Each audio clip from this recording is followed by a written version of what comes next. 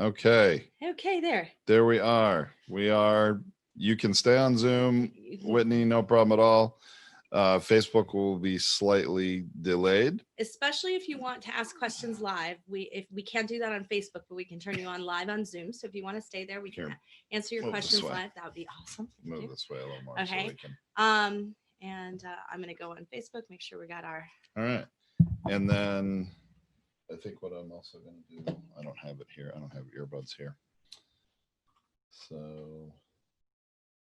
Okay. So good. So Whitney, got some questions for us. Yeah, How Whitney, about if that? you have any questions, please feel free to type them in the chat if you can. I'll have to figure a way to get you on headset if we're gonna bring Whitney on live. So reflecting on questions to ask. That's a great question. Okay. So let's just talk a little bit about how things are going here. So we had a boot camp last week. I coughed and hacked my way through it. So we might have some new people on here who have questions if they couldn't understand me. And that's okay too. But I'm still getting over this respiratory infection. So it's not quite all there yet. My voice is not back. And this is going to happen to you guys again and again. Like you're going to realize, like you're going to go through these phases of where your voice isn't like at its best or whatever. And here's unless you can't speak, go ahead and go for it, because you know what, it's just going to set you behind schedule. Your audience will be really forgiving. Just tell them, hey, I got a cold today, whatever it is. Or and remember that our editors, if you're on our Done For You platform, our editors are going to at least remove the cough. Well, so for the most part, I have to say it's a lot easier to podcast when you're ill, when you're only recording audio. Yeah. When you're recording video, it's a lot harder to edit everything out. And I actually have an example, a recent case study of this, because I have been ill in the month of May, like Tracy too, which makes sense. That's what happens when you have kids. Well, when you live together, I mean, one gets it, and despite your best effort, the other gets it. But the reality is, I had a bad cough for a long time in May, and I'm a co-host on another podcast, not with Tracy, but with another person. I actually act as more of the moderator facilitator in it, and so I'm asking a lot of the questions, and it's recorded on video also. And so I had we record twice a week, so I had 2 episodes this month where I was getting away with speaking okay, asking questions, and then on Zoom muting myself so that I could cough and it wouldn't be in the audio. However, in the video, hopefully it's just me in a thumbnail in the upper corner, right? Yeah. It's you can see me, doing this or coughing a little bit. And then at other times though, I really would put it on mute, and I got my face off the screen, and I really had to cough like a coughing fit. And that only worked for about 2 episodes. Then I got one more after that, and I had to call my co-host, and I said, we're going to postpone this one. I just can't do it today. Okay, so here's the deal. If you're going to, if you mute yourself, which is really important, you shouldn't be flying in. So if you're doing side-by-side video recording, that's when you are on camera all the time. You can't help it.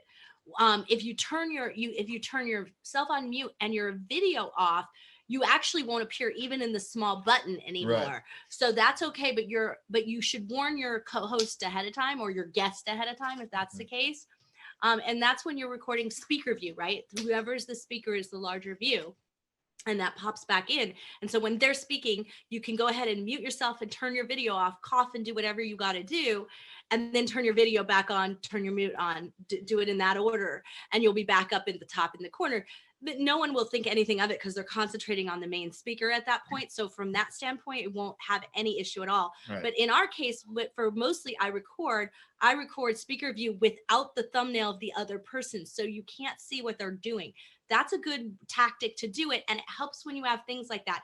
Because I have things where they think they're off, they think you're on camera because they only see you in the main window. And so they get distracted by and they're like, oh, my phone just, and then it looks like they're disinterested, which isn't a good thing. It's just that they think they're not on camera. And so that's why I turn that view off when I record my videos for my podcast. So it's just a tactic. And however you want that to be the case, you can do you could do that. So that's a good way to do it. The other thing I just want to say about your voice is that I discovered as we were doing the boot camp, Marlene, our marketing director, and Alexandra suggested that I have some tea with honey. And I just drank a lot. And the last thing you want when you're like doing it 8 hours straight is don't want to drink a whole ton and have to take too many breaks, because we had our breaks planned. So I decided I would down the honey though. And so I took a spoonful of honey, and it would get me about an hour in my voice. It actually gave my voice a boost. So a great tip. On my honey, I put a little bit of salt in it. It's a trick that I learned. Really? Yep. It gives it more antibacterial qualities, and Whitney would know more about this than I do. But anyway, put a little bit of salt in your honey, and then I take a spoonful of it.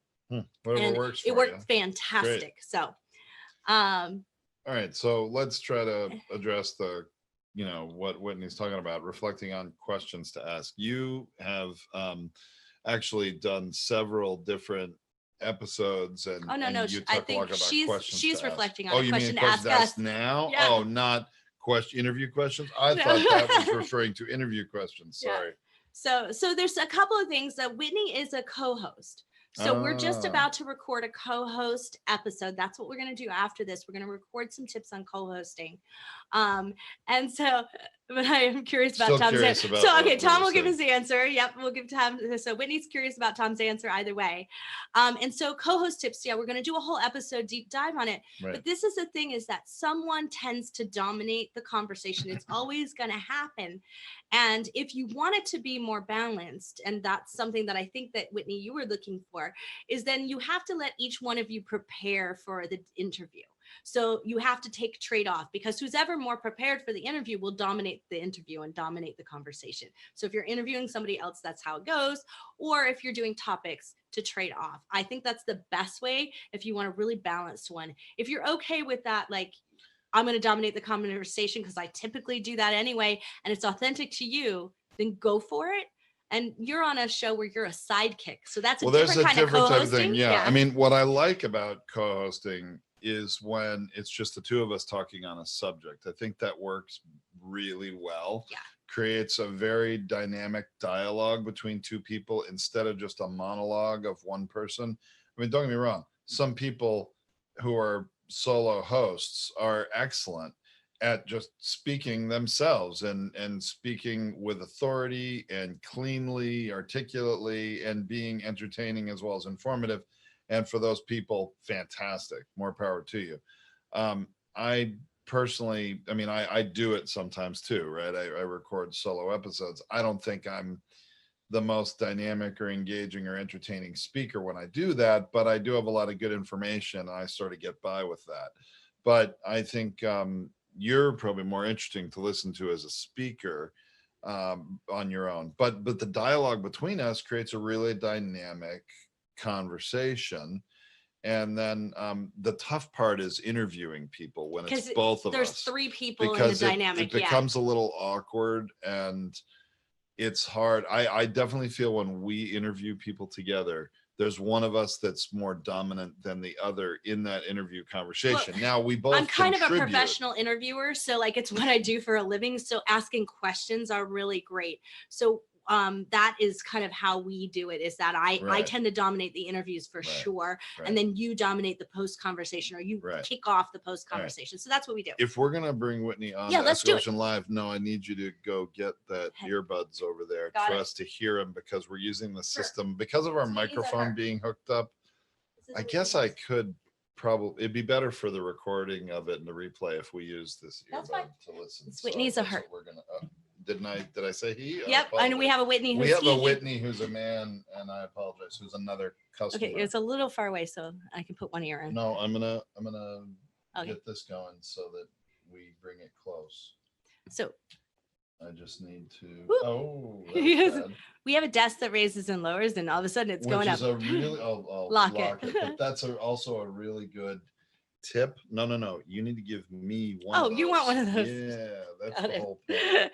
We'll get this organized. We don't usually do it this way, so it's unusual. Yeah. Okay, right. So now I will put Whitney up, allowed to talk. So Whitney, you're on if you want to be. And can you hear me? Yes, we can hear you. And actually, okay, great. Do you have I saw your email that you were watching our videos and making some progress. So I'm so glad to hear that. Yes. And actually, my question is related to that. Great. So I dove into the training videos that you have on. Oh, you broke up. We can't hear you now. Uh-oh. Uh-oh. Whitney, all we heard was you've dove into the video trainings we have on. Yeah, and then it lost. So we're Yeah, are we on suspense. over there? Is it on What are our we end? talking about? No. Is it on us? Can we hear? Can you hear me? No, now we can hear. Yeah. So Okay, you were okay. listening to our training videos on what subject? Oh, I was going through the podcast setup on the Podetize customer area on the Oh, okay. website. So going through all the different steps. Right. And I think it was because I felt like I was a little bit behind with it, that I wanted to take in as much information as I could. So I went through steps 1 through 5 in like a matter of an hour or so, watched all your videos. And then I started to feel really overwhelmed. And this is something that I experience often, but I think it feels a little bit escalated right now because of the podcast and my excitement to get it going. So my question is, how do you deal with overwhelm while you're setting up a podcast for the first time and all of the different steps to optimize it? And then I imagine that this would continue to happen because I'm probably always going to want to optimize. I'm always taking in more information. I also tend to be someone that overanalyzes. So last night I was watching the first thing I'm going to tell you. Yeah. I was watching the videos and then I went on iTunes and then I immediately got overwhelmed because I'm thinking, oh my gosh, there's so many podcasts that I could go through and look at for inspiration. And I want to read all their titles and descriptions and, and I just kind of found myself feeling overwhelmed because I didn't know when to stop. Right. So here's my thing. Good question. And we understand the overwhelm. Yeah, we do. We've all been there. Yeah. Here's the thing. We follow a rule of 3. So check 3 things. So in other words, the 3 most relevant competitors of yours, check them. And so Okay. the most important thing is make sure they're currently active, not that they're old. Because if they stop podcasting, they were following an older model anyway. So you want to make sure that they're active now because it means that they're still viable. So that's, kind of your number 1 rule is like, just make sure they're active. And then the reason why I want you to do 3 is that way you're sure to get enough of a variety, because some people are just really badly produced, but they started their show so early that it just keeps working, even though it's so bad. But to launch today, you got to be a little bit more professional. So you want to get somebody who's maybe just a little bit newer. Maybe they have 25 or 100 episodes or something like that. And so, you're going to be benchmarking 3. So don't do more than 3 because it can get overwhelming. Stay in your niche and stay with your competitors or people who are doing something similar to what you want to accomplish. Benchmarking everywhere around there, that's too hard. But if you do have shows that you enjoy already and you're already a podcast listener, that's actually a benefit because you kind of have a sense of, we like the chit chat on the show, or we don't like this, or that intro is like so long, it's ridiculous. So you've already had a sense of what you like and don't like. Okay, great. I have a bunch of questions. Should I just keep asking? No, go ahead. I want to No, answer may one as more well. thing about the overwhelm though. Yeah. That, you're not on your own here because you're in the done for you process. On top of which, Whitney Lauritsen, what is your show called again? It's called This Might Get Uncomfortable. This might get uncomfortable. I was like, wait, I'm going to say it wrong. So this might get uncomfortable. And it's a show on health and That's wellness, intriguing. personal development. Like it's got a big, broad subject. And you've got a co-host, Jason Roble. And you're coming in with a network group. So you have a group of people who are going to mastermind and support with you. So you actually have a really great benefit to that. You're going to have lots of people to talk to. So you don't have to accomplish everything at once. That's one of the things I want you to know, but you also have full support here. So you're not going to create your cover art yourself. There's a lot of what we were teaching in some of those videos were for people who are doing both things. Like some of them were doing it themselves and some of them were just setting up with us. So those videos have a lot more detail than you actually need because you have access to us for advice like this. And so that we can move you along. If you have any questions, just don't mull it over and let it overwhelm you. That's what email and coming on these coaching calls every week is for. So use us so that you don't go into this kind of like, sense of high overwhelm. Yeah. Thank goodness I have you. I don't know what I would do without. I mean, if I feel overwhelmed now, I can't imagine doing it all on my own. Now, Whitney, by the way, we've gotten a comment on Facebook by someone else that says they love your show title. Yeah. So, There you Oh, go. thank Everyone you. loves your feedback. title. Oh, So I'm excited. It literally we came up with 600 titles and then narrowed it down and then asked a bunch when I of told you people. to brainstorm, I didn't mean 600. I meant like 10. That's a You peek know- into my mind, and honestly, one of my weaknesses I think is I overanalyze like that. So when I'm put to task, I go deep for better or for worse.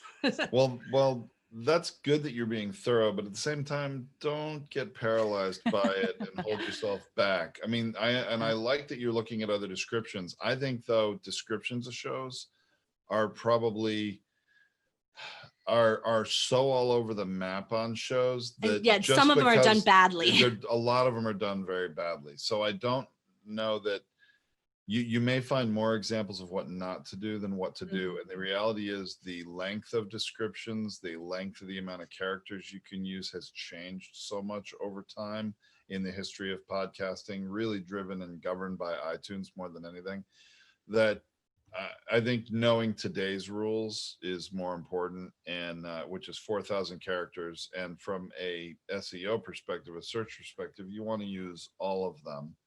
Or as close to all of them. But as we're going you to write can. yours for you. Remember how I Yeah. asked you to record? You already sent the recording and we're going to write the first draft for you because Sure. we're going to write it in a way that it gives you the right direction. Now you'll be able to finesse that and add to it because you've done some research. So you'll know what some other people are saying, but you don't have to tackle that part of it. So don't worry about that.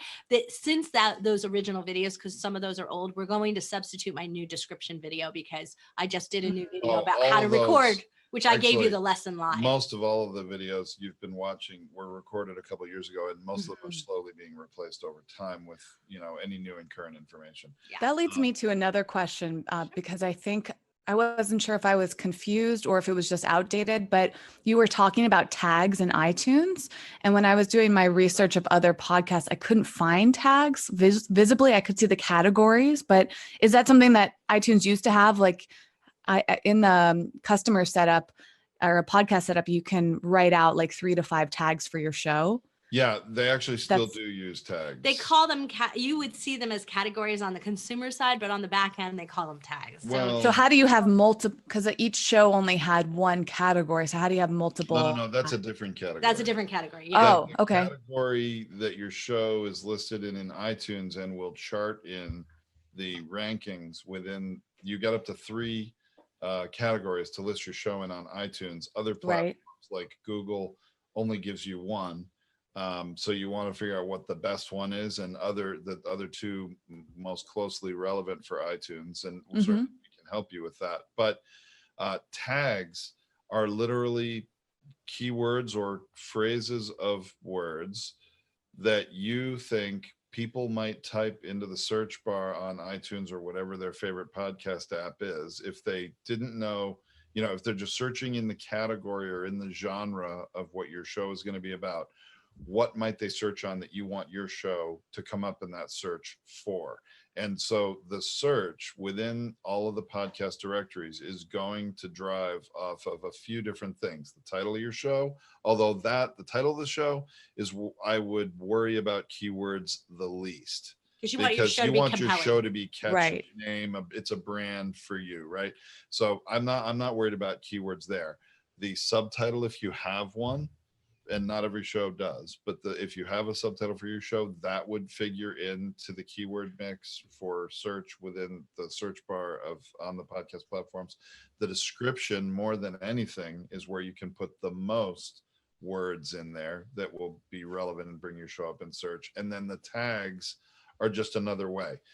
Tags, I know you probably know from Internet 1.0 and and all that tags are an old school way that search engines used to use to bring up relevant search results. And that's true. I think there are 2 search engines I know of that still use them. One of them is practically irrelevant today, and that's Bing. Yeah. But the other one that still does is actually YouTube. YouTube is the 2nd largest search engine on the internet. Some people, and then this isn't relevant to the podcast discussion because the you can put your podcast episodes out as videos on YouTube, but then you would assign tags specifically to that episode anyway. You wouldn't do It wouldn't general be show for the tags. show, right? So, but within the podcast ecosystem, tags are still relevant and are used. So, And where are they shown though? Because I think you, So- you were suggesting I don't know that- researching. A lot of it is behind the scenes. So Oh, okay. So you yeah, can't see what tags yeah, a you're not podcast seeing is that. using. We drop them in on our end on the technical Got it. side, and then Oh, I don't know. sometimes they're put into the audio files too. As well. Okay. So you Yeah. can't That's see where them as like a listener though. to be Yeah. in the metadata of an audio file. I thought that they did have tags listed on iTunes. I to be don't think honest that with they you. do have them I'm gonna look at listed. that right Maybe now it's as only we're listed talking. on the website and not on the player, and that could be another thing that happens. Oh, You see okay. them on the website. But essentially, the categories though are three that you are going to be listed under. But the main one is the one you want to be in. So if it's health and wellness, that will be the main one. And then if it's personal development, that might be the second. And so you'll mainly show under one category. So yeah, see, it doesn't show all You're of them right. I anymore. wonder It if used to iTunes have has more. changed. I thought they used to display them in the iTunes listing, They but do I'm not seeing anymore. them. Yeah. All right, so that's something we need to update in our video. Yeah, but we still do use the tags in when we tag your files. Because Okay, that great. is metadata is a part of your audio file as well, because other search engines and other search places utilize tags to group relevant content. So that's And- why we ask for them still in your questionnaire. We'll be asking you for those. And there Okay. are actually still tools that will automatically take your podcast episode and publish it to YouTube for you. It's a relatively new thing that some people are doing. And I believe when it does that, it pulls the tags out does. and it Oh, automatically enters them in the YouTube list. So at least it's got show relevance, So- even That's though cool. it might not have episode Yeah. relevance. So our team Okay. tries to make sure that they're putting in metadata for you that's accurate to your relevant, yeah. relevant to your content, even if it's different from your show. great. Yeah, it was more for me trying to figure out the best way to do my research and see what other podcasts were similar, aside from just what I did last night was I went through the categories that I plan to use for our podcast and just looked at the shows that were trending, popular, new, and noteworthy, and just use those to figure out who else was doing kind of similar content out there. So I want everybody to hear this though, and especially you, Whitney, that new and noteworthy, while there is an algorithm driving it, and Tom's done some update episodes and feature brand on that, so you can hear more about what new and noteworthy means today. But the reality is it's not an indicator of a great show.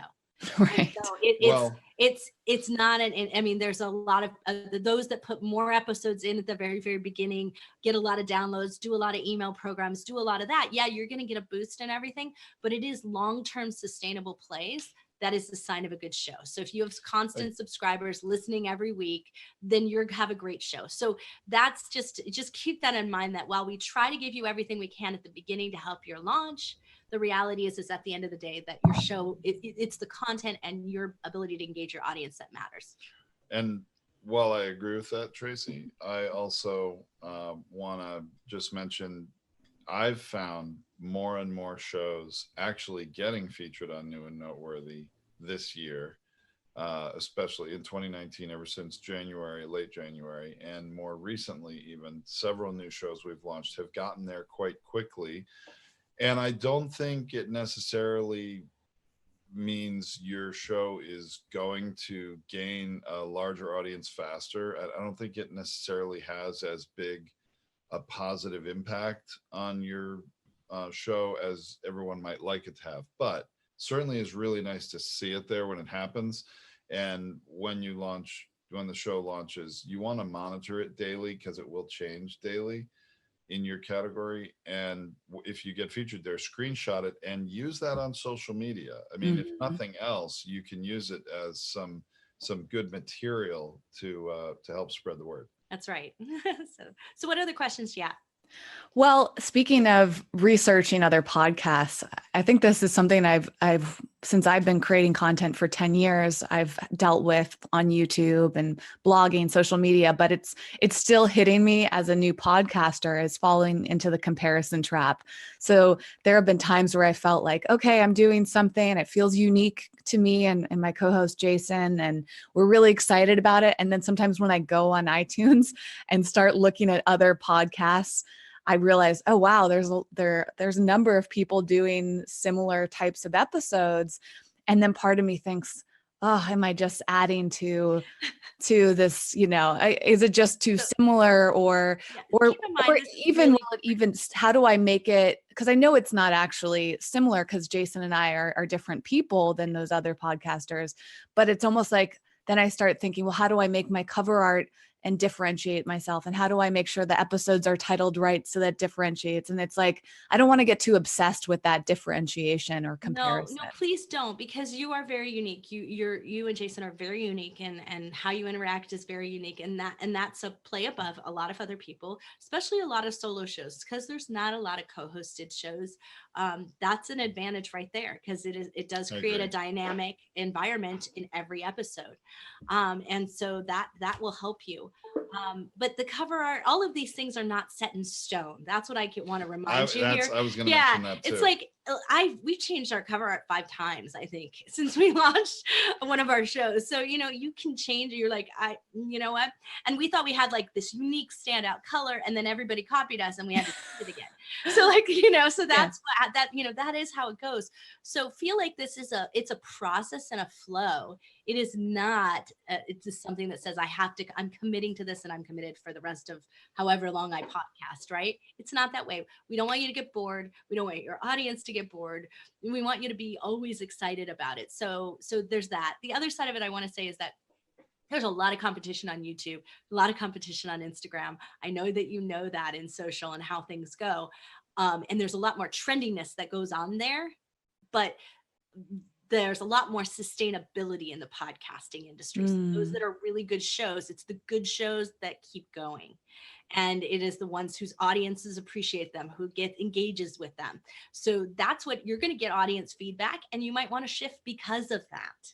And so, and then the other thing is there's only 700,000 podcasts, and about 500,000, 3 to 500,000 there's a debate about the number, English speaking and active. So which one's which, I'm not sure, but I think it was probably 300,000 English speaking and active, and maybe 500,000 active.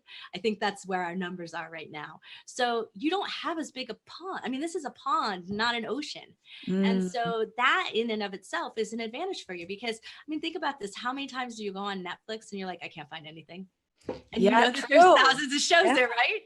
Yeah. This is the same thing that happens with podcasts, right? I'm looking for a new show. I really need help in this area. And they're going to go hunting, and they're going to find you because they're looking for something new.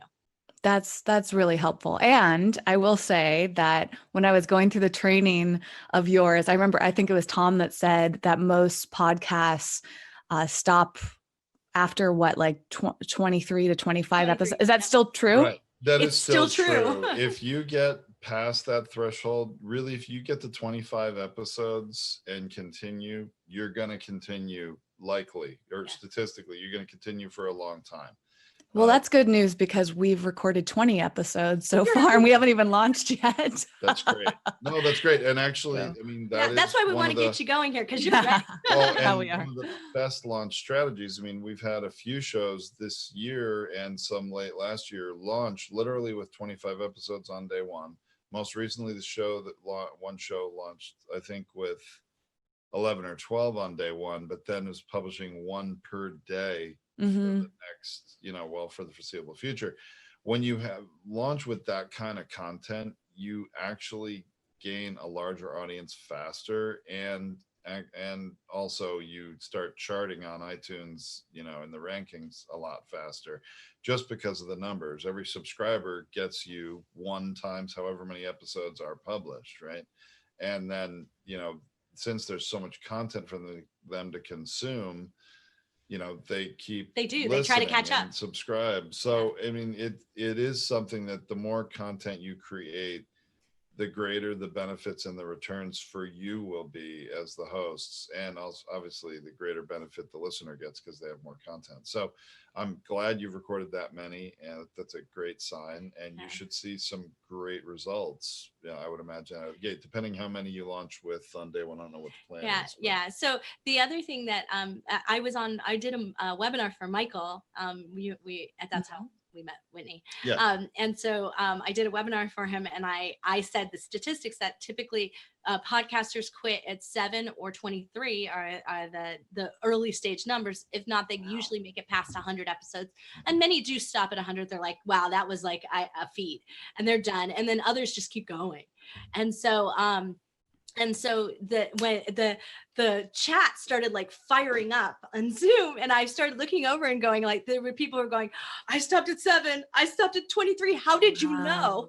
And I was like, I didn't know. This is statistically where it is. And I'm telling you, I find it again and again to be the case. And it is, if you drop off at 7, it's because you didn't know what to expect and you set your show up wrong. Like you just didn't understand what you were getting yourself into, and it was overwhelming to you, and you can't keep up with the recording. It's a time management problem. And if you don't get to 20, if you don't get past 23, it's because you didn't get enough engagement. And so you start feeling this isn't worth it. And the reality is that we're here to try to cheer you on and keep you going, because it is past 25 where engagement starts to happen. When they start to see you're committed to your audience, that's when they start to talk back to you. And unfortunately, early on, they just don't know you enough yet.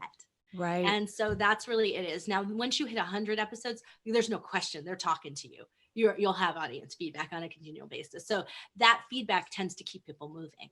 Well, I think it's actually been good for us to be recording before we launch any of them, because it's more for us, it's helped us understand that this is about creating the content, not about the engagement, even though we're excited to have engagement, but we're not basing our desire to record on whether or not people engage.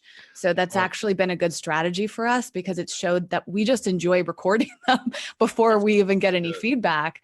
But the feedback is also going to help us create the future episodes too. I think that's great. I'm doing the same thing on this new podcast that I'm co-host technically, but like we said, more of a facilitator, moderator, and we're doing the same thing. We've recorded probably a dozen, and we're getting to the point where we're deciding how many we're going to launch with, and we've been establishing what we're about, because this is a different kind of podcast where we're never going to have, well, never is maybe too strong a word. We don't really expect to have any guests. It's just going to be us for the most part. And so we're not impacted by, and some of our conversations are very controversial. So it's probably a good thing. So there's there's a difference. Like, we got a little antsy when I started the new trust economy, got a little press because we were doing interviews. It wasn't just our content. We were getting pressed by the interview subjects, so that then our guests, by their PR firms and by them, to when is it going to air? And so we felt pressure. So we actually launched ahead of time. And so we launched and pushed it out, and we just did it sooner than we really wanted to. So we didn't have quite as many episodes as we wanted to. Like, we wanted to have enough to release, and then probably at least a month and a half worth ahead of time.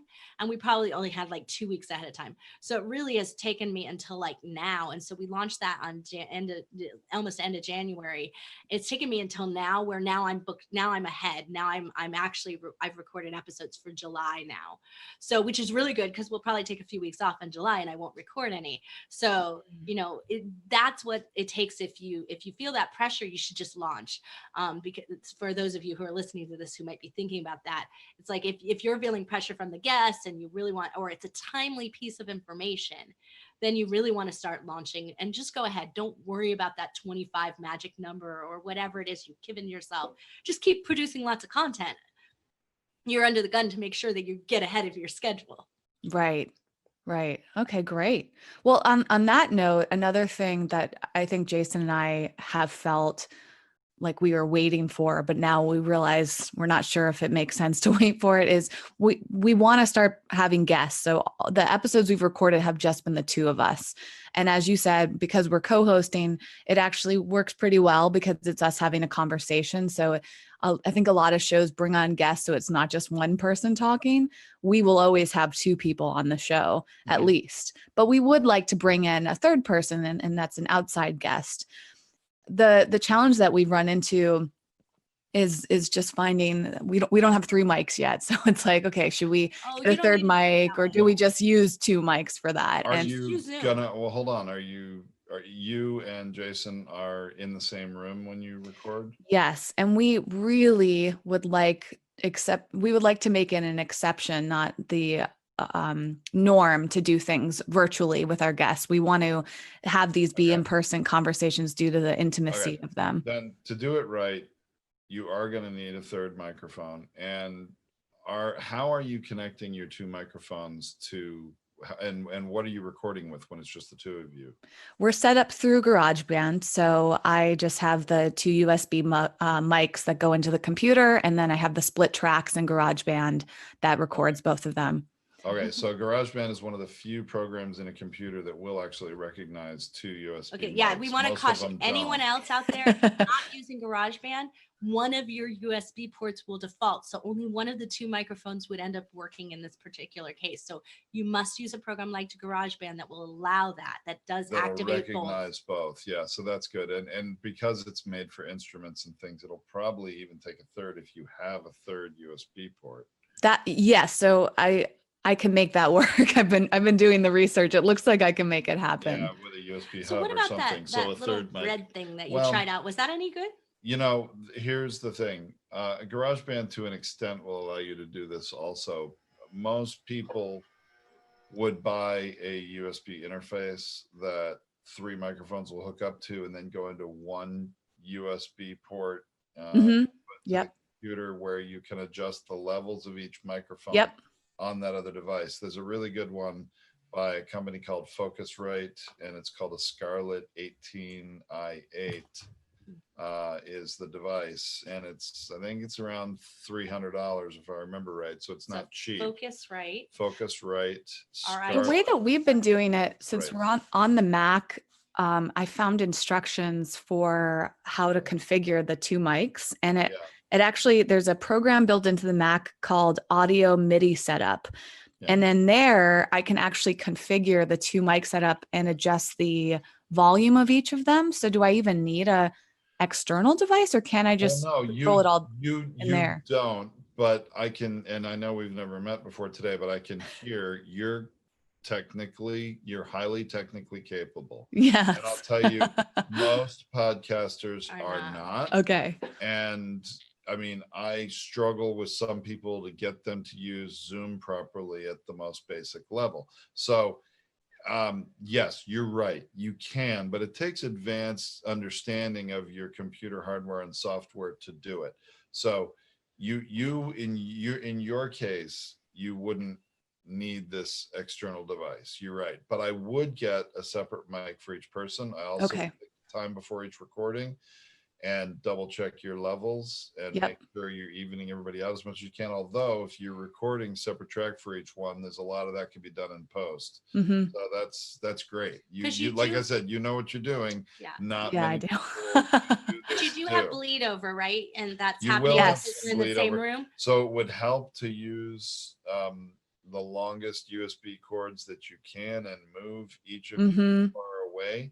But if I was also actually another question I had. I was thinking about getting somebody, a musician friend of mine said that I could get a shield that I can put around my mic, because one of the mics that we're using, the Blue Yeti, that picks up more. Yeah, and then I'm sorry, we cringed because Tom just did a huge equipment thing, and the Blue Yeti is a condenser mic, and it is not going to be good. This type of mic is a cardioid dynamic mic, and it needs, and it's a different way of attracting sound, and the Yeti picks up sound everywhere. Yeah, I really love it overall, and I don't know if it's at this point worth a buying, but if we get our third mic, we're gonna get Jason uses a Audio Technica, and I think that's the condenser, and so he doesn't have as much bleed over as the Yeti does. So I was wondering, as a solution, I found like a $20 isolation shield I can put around the Yeti, and I was wondering if that would even be worth it. You can certainly try it and do some test recording and see how it works for you. Okay.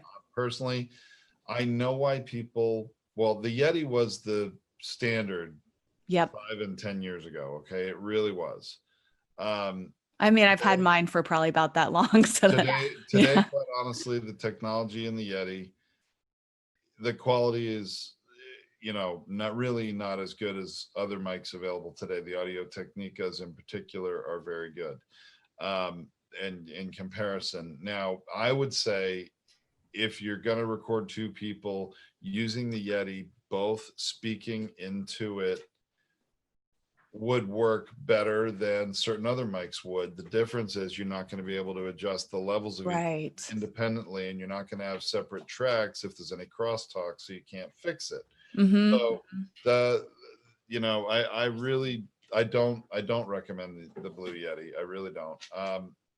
But if we're going to get a third, would it make sense for us to have, like, with us on the current budget, we have our Yeti and our Audio Technica. And if we get a second Audio Technica for the guest, or however we want to configure it, and that way we can split into 3 tracks, have 3 mics, and then eventually replace the Yeti with another one. Correct. And then use a shield if you can get one. Do something to try to reduce the bleed over, because that microphone is omnidirectional. It's going to pick everything up from all over more than the others will. Right. So beware of that. And the only thing I love about the Yeti is its bass.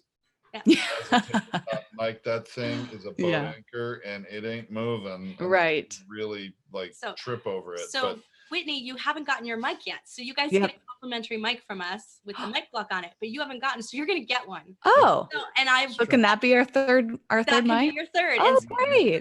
Audio Technica right here. It's a commercial version of the one that probably you bought, but it's technically, I mean, from a it's a pro technical specifications perspective, it's the same. I think it's a little better, honestly, than the retail one. But your show graphics, when we get them done, will be here. So we usually wait till after that's done before we send it to you.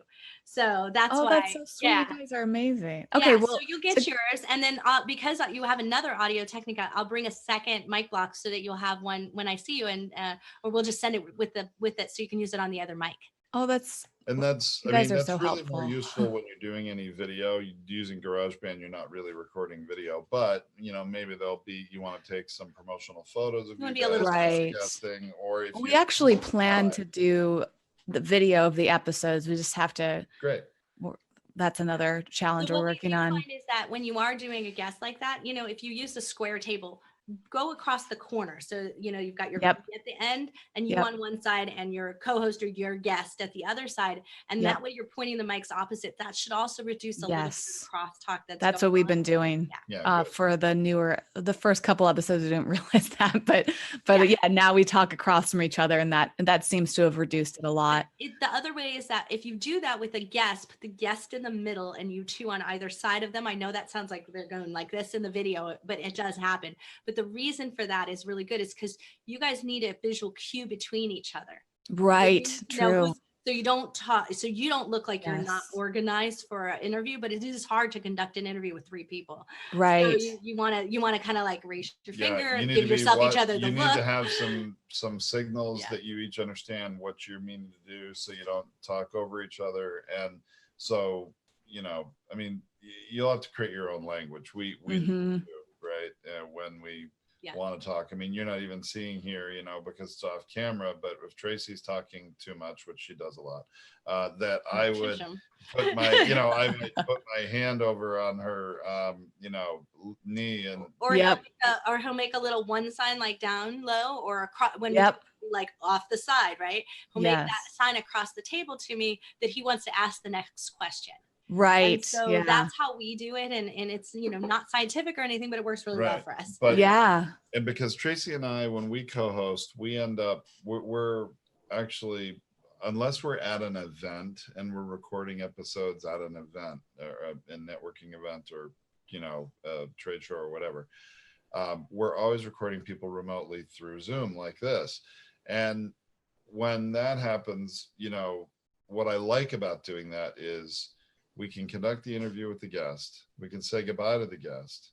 And then right there, while it's fresh in our minds, Tracy and I do 2 things immediately after. We record a separate audio recording of an introduction where we're welcoming our audience to this episode of the show. We give them a little background on what this episode is about, who our guest is going to be, maybe give a little of their bio information. And we can also tease them or forward pace them a bit as to what they're going to hear in the episode, usually something later in the interview, so that they stick around and listen to the whole thing. And then we throw the interview. But the other thing we then do is we pause, and Tracy and I have a discussion about our takeaways, our final thoughts, our conclusion of that interview without having the awkwardness of the guest being there. Right. Because, you know, while we always respect our guests and, you know, we value their opinions, Tracy and I might, you know, agree with some of what they said, and then we might have our own We might need to differing reframe it. opinions about Mhm. what we heard, or what we maybe even we don't disagree with some of them. That probably doesn't happen as often, but we're free to have that dialogue between us. And I think that's part of what our listeners really Appreciate. like, is that the entire episode isn't all about the guest. I mean, it is certainly they're getting value from the guest, but then they're hearing, all right, Tom and Tracy, what do you guys really think about that? And a Right. lot of times it helps us because, especially if we want them to like take action or utilize what they just heard, it gives us an opportunity to emphasize that. Make sure that they heard the important part. Mm-hmm. Yep. Yes. Yeah. Yeah, that's the thing too. Sometimes the guest will bury the lead, Yeah, it's like and in we're the middle like, somewhere. you know, wait a second, I want to make sure everybody realizes what this person said here, that is significant, and here's why. Mm-hmm. So and it's hard to do with a guest right there. Yep. So Because then it detracts. Sometimes it takes away from. now it being that's just because that works for us. That may not be what you're wanting to achieve. That may not work for you guys so much. You maybe want to do the whole episode in one take, and I get that. I respect that. There's different techniques work for different people. So Rachel feel free. Calderon replied on Facebook that she loves her mic block. so Oh, do okay. you guys- Which one does she have? she has her Well, own mic she block has a with a mic like custom. this Yeah. with a Oh, custom okay. mic. Got Yeah. it. Yeah. So, We've been doing that for years. do you want to preview? Because this is the private group. We could, but we only have until the top. I know, of the but just hour. give a quick preview. Oh. So we've And I got. also have one more question about guests, a quick one. Sure, go ahead and ask that while Tom's pulling we'll do this out. that, but we this is our new Ooh.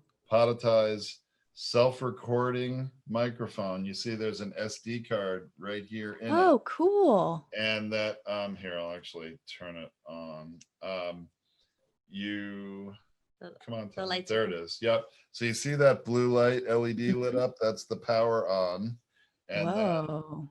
then so you don't even need to hook up to a computer to record. It's got a battery power in it. It'll last all day. So at an event, Cool. you never have to carry around your computer and all the equipment, with all the Nice. cables. So here's how the story goes, how we invented this. You better make it. I quick. will. And so I was backstage and Common was on stage warming up to perform. And I was interviewing Gary Vee backstage and I only had 3 minutes. And I had a Zoom device with 2 microphones recorded into it instead of a computer, right? Because that's another way to do that. Right. And so I dropped it down. So we're actually doing a test. Now it's recording. Now it's recording. And this is Nice. wireless battery operated. Wow. So that's the whole Yeah, point. You that's don't me. Let me need finish to the story even then. be connected to a computer. Yeah, so I'm holding the microphones. I dropped the Zoom device down to the ground. It's dark out there, and okay, Hold it thank up you. a little more. I'm short here. So anyway, I drop it down to the ground, and I have this.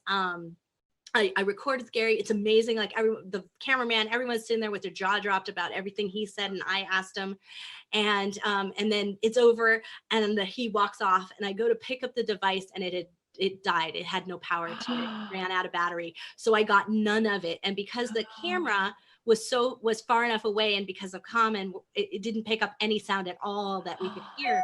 So I couldn't even recover the text of what was said to ask the questions again. And you know how you get an adrenaline of an interview. I don't remember what I asked him. So I couldn't recreate it in any way, shape, or form. Now he's been very kind. He's ready to do a new interview, but I decided to wait till I have a new microphone. Oh, And smart. so anyway, but that's how this came about. So this will never happen that it will run out of power without me knowing it. Yes. And it will give me a 10-minute warning. Oh, Well, that's plus there's brilliant. no wires and cords No to deal cables, with. There's yeah. the whole thing. And, records to the SD card here. Now, when you plug this into your computer, it will actually mount like a drive, or you could take the SD card out And and plug it put in. it into a SD card So slot. we also will be able Wow. to hook 2 up together. That's the thing. You can hook one to another. So if you have a guest and it's Cool. separate track for your guest coming in and from what's on this, same thing when you use it on the computer. Even if you were using something like Zoom and recording, the quality of your voice through this will be better than what's recorded by Zoom, because Zoom's going through a USB port and there are limitations to that USB port. So you can actually do 2-track recording, one for the person coming through your computer to the mic and going through the mic. So you and Jason could be freeform and never have to like hook up to your computer. Yeah. Like for you guys, it might be Well, like amazing. Yeah. So anyway, this is the first actual working sample that we Wow. have. And It's gonna launch this summer, late this summer. Cool. I So love anyway, that. I love the so innovation. you had a question about guests. What was Oh, yeah. Just a quick one is that since we've recorded those 20 episodes just between the two of us, but we want to bring on guests. We don't know when all that's going to happen. We're trying to make it happen as soon as possible. But again, we're waiting for the mic and the setting and, and all these things. Can we launch the podcast or without having guests? Like, should we wait till we have a few guest episodes? It doesn't matter if like the first however many episodes up to 20 are without guests and then it doesn't matter at all. It doesn't matter at all. You can go ahead and the thing is that you can also resort your episodes later. So like, let's say you start, you release them, but then you say, wow, it'd be really great if this guest episode, because it follows a topic we talked about in episode number 6. If this guest episode was number 7, we can shuffle them around after they launch. Oh, I didn't know. You want to launch it new, wait 2 weeks, and then we'll move it. But we can reorder everything for you. Oh, so that way, when somebody finds you and they're binge listening, they do listen to it in an order you intend. Okay. So that can always work later too. So don't worry about that. Yeah, just go for it. Launch. Okay. I mean, try a few guests whenever you're ready. Yeah. That's great. And we're here also to help you. So if you want to run a test with Alexandra, or with me or Tom, you just ask us and we're happy to like do a test recording if you want to test a Zoom as opposed to doing a live, because you may have guests you just can't get any other way. Right. Yeah. We're open to doing that, but we're hoping to have as many in person as possible. Yeah. Can I fire off a few other really quick questions? Sure. Yeah. We're running out of time, but go right ahead. Okay. A quick one. So I saw in the description, if there's any swearing, it has to be marked as explicit. Should we edit it out so that it's not explicit, or since it's authentic to how we talk, should we just mark it as explicit? And would that affect our listenership? Okay, so it really depends on your overall topic of your show. I have one show that is explicit because our topic is blockchain and cryptocurrency, and it's kind of the way the industry is, and it makes sense. And really, I honestly don't expect people to be listening to them in the car with their kids. It's just not that kind of topic, right? And so, that makes sense. Our other shows, we do like to mark, it gives you more circulation because people can listen to it in the car and in the open in their kitchen and other things. So if it's really more of that, like you're going to have a lot of moms, a lot of dads, like that kind of thing, then you maybe want to have it that way. Our team will mark it we'll handle it for you. In other words, we'll either beep it out or cut it out if that's what you want. If that's what you want. Okay. But if you're gonna swear away and let us fix it. But if you want to have it be explicit, there's no need to. I mean, it doesn't. I don't think any like swear words are going to enhance the episode by any means, but if that's just naturally how Jason's talking, for example, and he drops a few of them, it's just like, should we bleep them out or not? Yeah. And that's a personal choice. It's a choice. Really. There's no right or wrong answer. I mean, I think that people will listen to the show either way. The real issue is if there's any profanity in an episode and you don't have it marked as explicit, and somebody plays an episode in the car and their kids are in the back seat and they hear it and they weren't warned about it, they can complain to iTunes and get your show taken down. That's the issue. Okay. It's not that so it either has to be marked or not, as explicit or not, and then people just are warned, and they at least have the opportunity to decide, all right, I'm not going to listen to this in the car when I get my kids in the car, or whatever the case may be. Yeah. And so it's up to you. Mark your whole show. We recommend it that way rather than doing episodes, although you are allowed to mark certain episodes, but we recommend to do the whole show because it just makes it easier for somebody who's just going to download and binge listen. Right. Okay. Thank you. Yeah. Well, I know it's the top of the hour, so I'll email any other further questions. Please. Thank you for so much for you got a basic one-on-one here. So this is the Fridays are like that sometimes. Yeah. Well, I hope it helped other people that are watching. Oh, I'm sure it did. And we've had a few people watching on Facebook. Well, so that's get started, Whitney. Can't wait for your show to come out. Yeah, me too. Thank you so much for everything. Okay. Take care. Okay. Bye. Thank you, everyone.